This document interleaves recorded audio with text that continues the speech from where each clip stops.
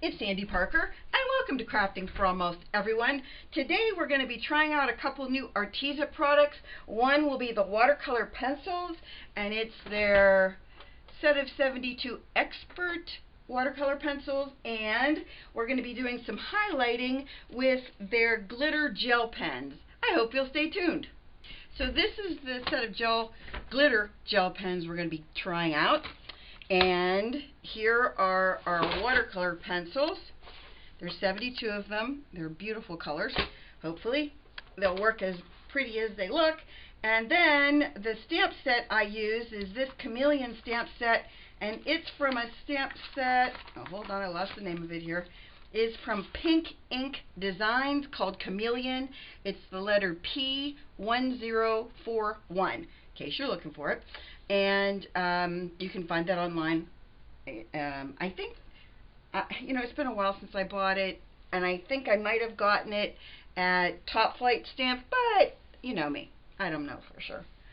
Could have been scrapbook.com, could have been anywhere. Anyway, back to our project. I used VersaFine Onyx Black ink and stamped it, and then I used Clear Arranger embossing powder to heat set it. I've got a little fly over here. Then I stamped 6 leaves, 4 in the front, 2 in the back, because I ran out of space on the front and I stamped this one wrong. What I thought I would do with those is put them in here and there and layer them up so that it looks like a 3D type thing.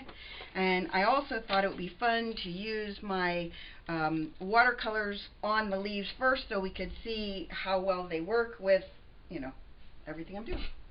Right now, I'm thinking I'm going to use water brushes. If you don't have a water brush or you don't know what they are, it's basically a paintbrush that you put water in the base and then you squeeze it and the water comes out. That liquefies the watercolor pencil. And I'm going to do our leaves first. Like I said, I want to try out the greens so we know what's going to look great and leafy and what's not. And I think I'm going to use, this one is A041. I'm going to stop telling you the A's because I know that means it's Arteza. And then I think I'm going to use this green that's I said it already. We'll go with again A099, and then I'm gonna go. I always like to put a little bit of beige into my layers when I'm doing leaves, because I think it makes it look more realistic. Could be a lie, but that's what I go with. So I think I'm gonna go with. I'm not gonna say the A this time. Watch me say it anyway. 113. And then I think I'm going to use another yellowish color. And this one is 076. It's called Honey. I didn't see the names on the rest, but they probably were there. The first thing I think I'm going to do is do a little bit of coloring in the centers with this honey color. Of course, as soon as I said the word honey, my honey barked. I don't know if you heard it or not, but she did. This one is called Burnt Ochre, in case you wondered. I'm going to do a little bit in the center of these with the Burnt Ochre. I forgot about the ones on the back. And back to the honey with this one.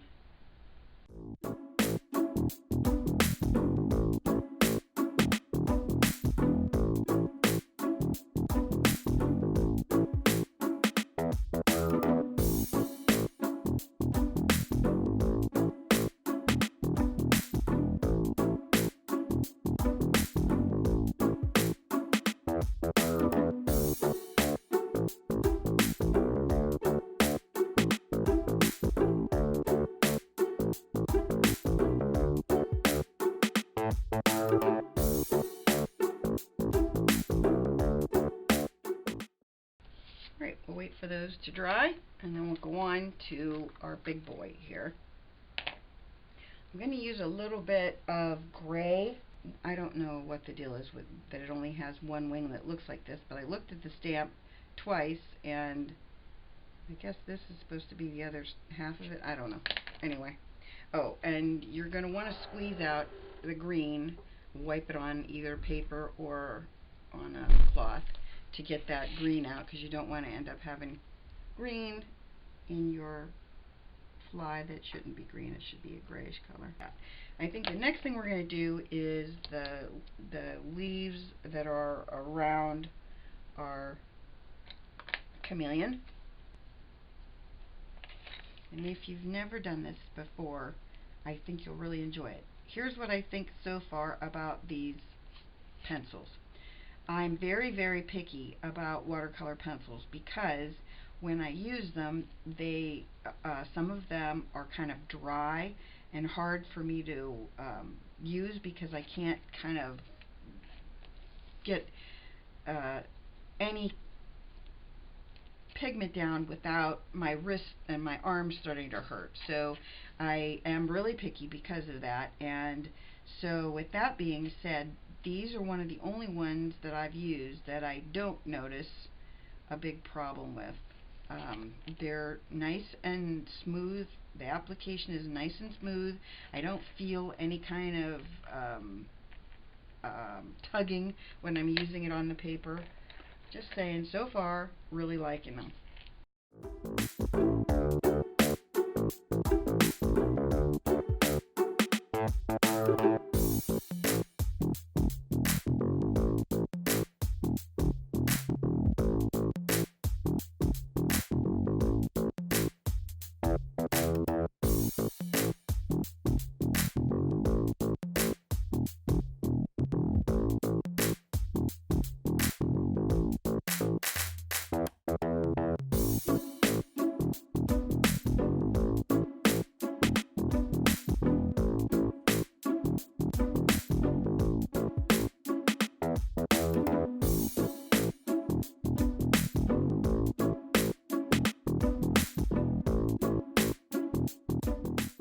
Then I'm going to use this brush. Now, everybody has these brushes, and they're great, but here's the problem with them.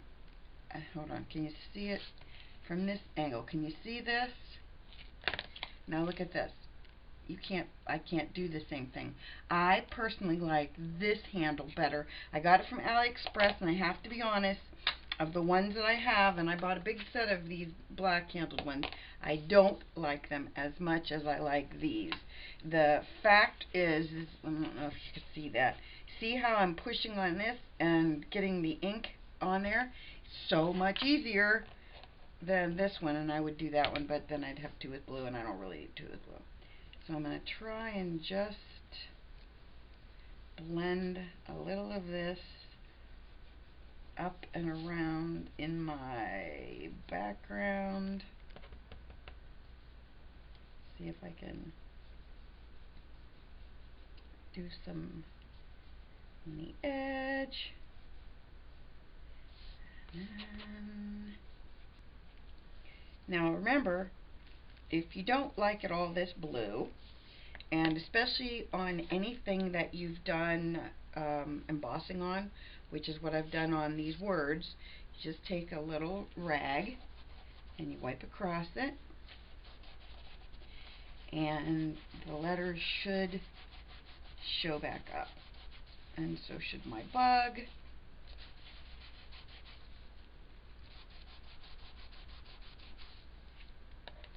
Probably even would work better if I wet it, you know, my cloth. Make sure I do that.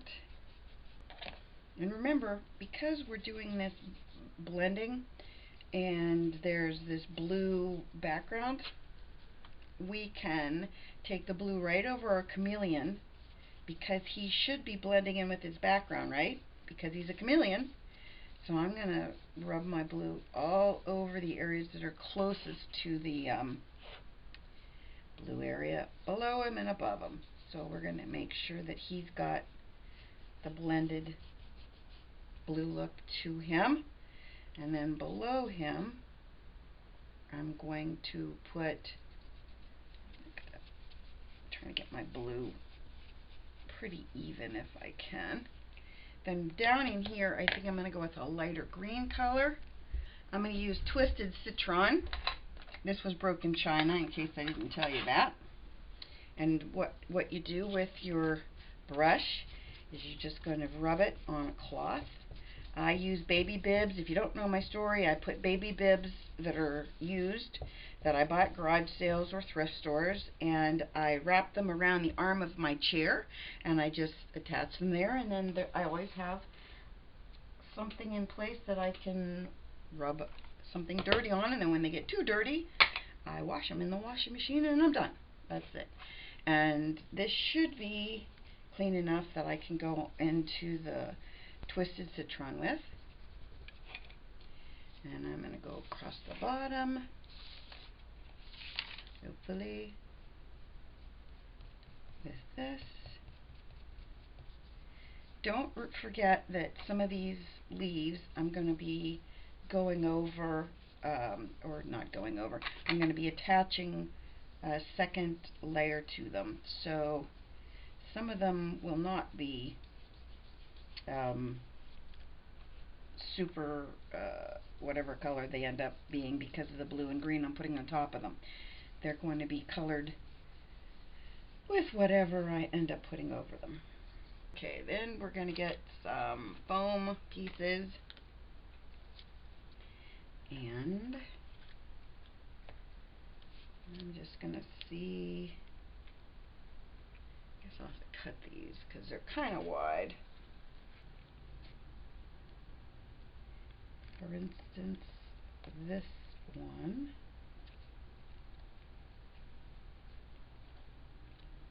And what I need to do is get a little bit of, get one of my glue dots, these little squares.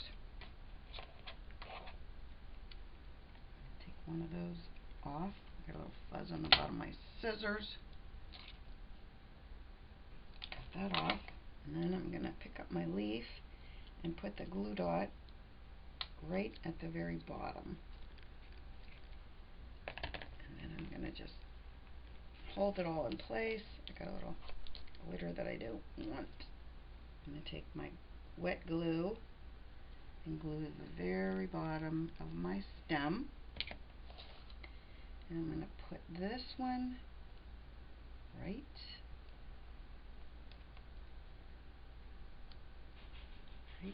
there. Okay. I think these are good. I mean, I've got him pretty well glued in place. Now I just need to get the card base and color the edges of the card base with another color so that we've got a good look to it. I kind of want to do something creepy with them, like put some of that glaze on them, you know, glossy accents kind of stuff.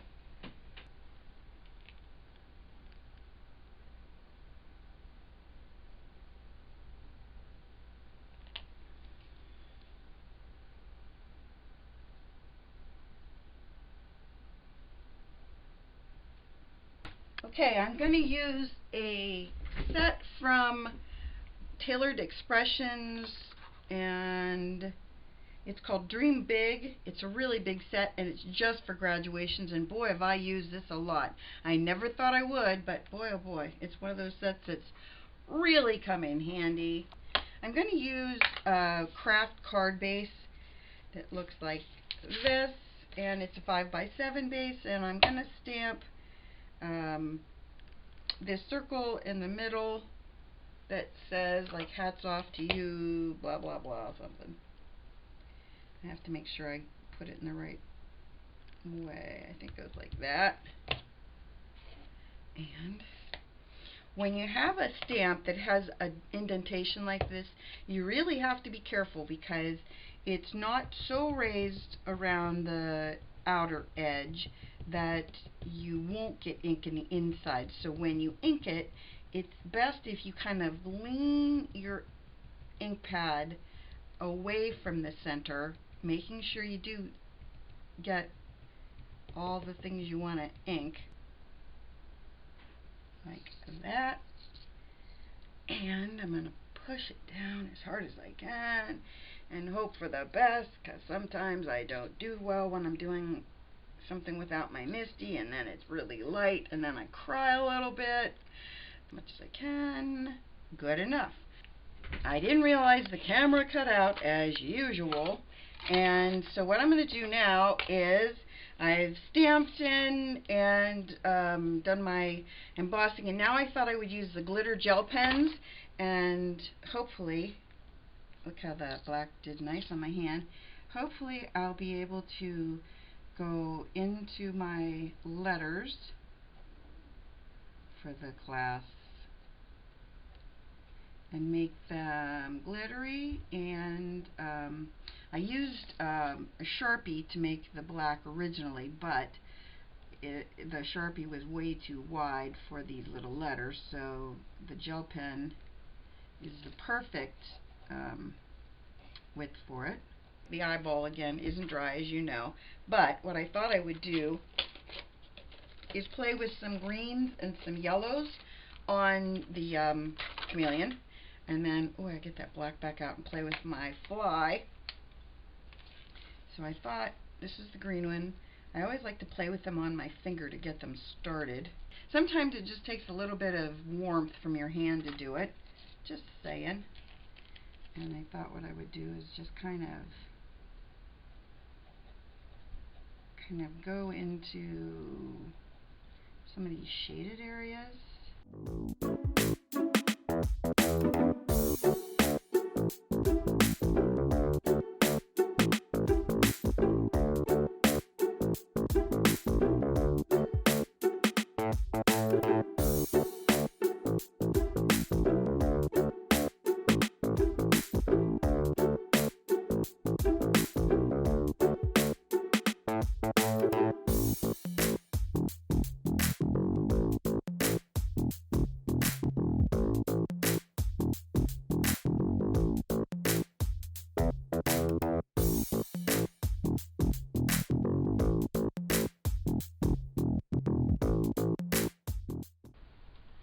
Okay, next up we're going to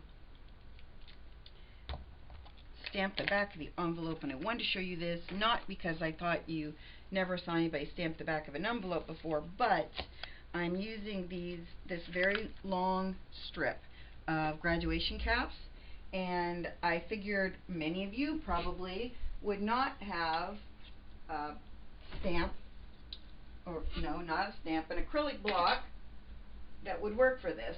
So I'm going to show you what to use. If you don't have an acrylic block this long, and you don't have a MISTI, and you don't have a ruler, if you have one of these paint stirring sticks, it doesn't have to be from Sherwin-Williams, clearly. You're just going to stick that on the back, make it as straight as you can. If it won't stick, like this won't stick, you can use a glue stick under it, and the glue stick should hold it in place, so I'm going to try that. Here's my Elmer's glue. There it is. It's just a kid's glue stick.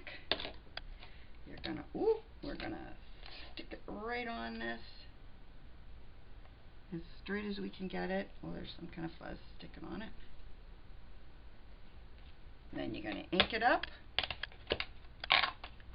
with some black VersaFine Onyx black ink. I'm laying that as straight as I can get it.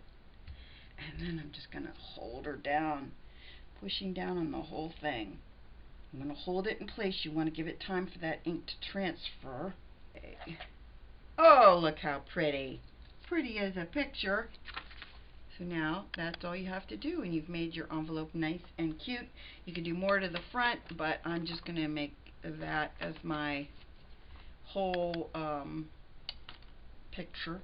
Then I'm going to take my corner rounder. I'm sure you remember my corner rounder. It's something I really, really love. It's hard to do because these, when you're using watercolor paper, it's usually 140 pound, which is really tricky compared to 110 pound or 90 pound or 65 pound. Last but not least, I think I want to take a darker color and go around this, my front of my card.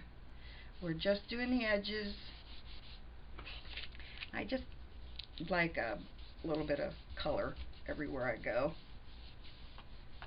Don't want to have it be brown behind it. I don't know. I just think it needs something. I don't know why that is. I'm weird. I've just decided that. Now, I could, if I wanted to, I could put this up on foam. But if I put it up on foam, then these leaves that are already sticking up are going to be so much higher than they already are, and we don't want that because you won't be able to get them in the envelope. I'm going to cut off this extra little portion of the leaf. He needs to go, and the rest of them I think are good. But I'm going to put foam tape around this. Not foam tape. Why do I say crazy things like that? I don't mean foam tape, I just mean tear tape. Because I want it to really glue down well, and sometimes when you want it to glue down well and you're using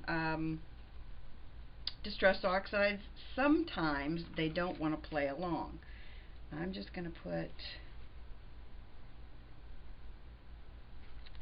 ooh, already had a little incident. I'm also going to add some wet glue, because you don't want this person to open this graduation card and go, what the heck, it's all in pieces, because I, use distress oxides and they're a little bit waxy, and the people can't get it to see how it's not glued down there either. So what we're going to do is we're going to get some wet glue, because we can. We're going to get some wet glue. We're going to put this all across where we're missing out on our gluage. So here's our card. Hopefully if I turn this in the light the right way, you can see the glitter. Can you see it right in there maybe? I feel bad that it's hard to see, but those glitter pens are really nice. Can you see? Maybe you can see it on that fly, on that black. Anyway, I really enjoyed the watercolor pencils. They're smooth and creamy. They don't give me wrist fatigue, and that's the first time that's ever happened with an inexpensive watercolor pencil, so I'm really excited about that. The inside of the card, as I said, I use with an old Tailored Expressions stamp set. It hasn't been on the market for a while, but everybody can find graduation stamp sets, and it had the little graduation caps that I stamped on the back of the envelope, and of course made for you by Sandy Parker. I had someone ask me about that just recently. I had that made by Stamp Panda, and it was one of their square stamps. I think it's called the Molly, and you need to use a discount code for it because it starts out at like $45, and I think I ended up paying $20 for it, which is really inexpensive for one of those. I always talk to the Arteza people, and they are generous enough to give us a 10% discount. You'll find that code and the information for it below. I hope you enjoyed this, that you give it a thumbs up and subscribe. Please tell your friends about me on social media because you know I love that, and thanks so much for watching. Bye-bye.